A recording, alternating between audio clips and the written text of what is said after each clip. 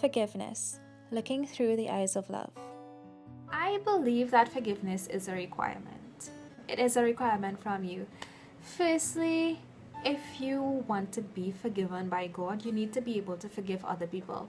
It's only fair. It makes no sense holding bitterness and anger and hate in your heart against someone, and then you go to God and ask for forgiveness for something that you did wrong and you expect Him to forgive you.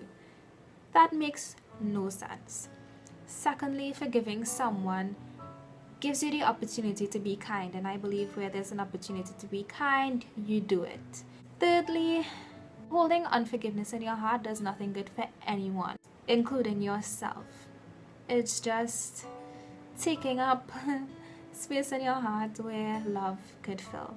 So in this video, I want to tell you about something that I do that helps me forgive people faster.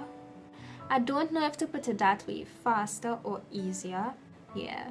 So when you're faced with a difficult situation of needing to forgive someone, you may be concentrating on all the negative feelings. It's like all you can think about is all the hurt or the betrayal or all the anger and how hateful you feel towards this person or situation. So what I do is I have to stop for a while and try to not focus on that part so much and leave it to the left for a little. And then I take a different focus. And this focus is looking through the eyes of God. Looking through the eyes of God basically means looking through the eyes of love. It's taking your perspective out of the situation and taking God's perspective in. And to me, it makes all the difference in the world. When you look at the situation or at this person with love, you could only see them through God's perspective. Yes, this person may have done something wrong, but that's not who they are to God. This person is loved by God. Think about how God sees you. Think about the value that you have. Think about how important you are to Him. It might be easier said than done, but in the future, I want you to try it.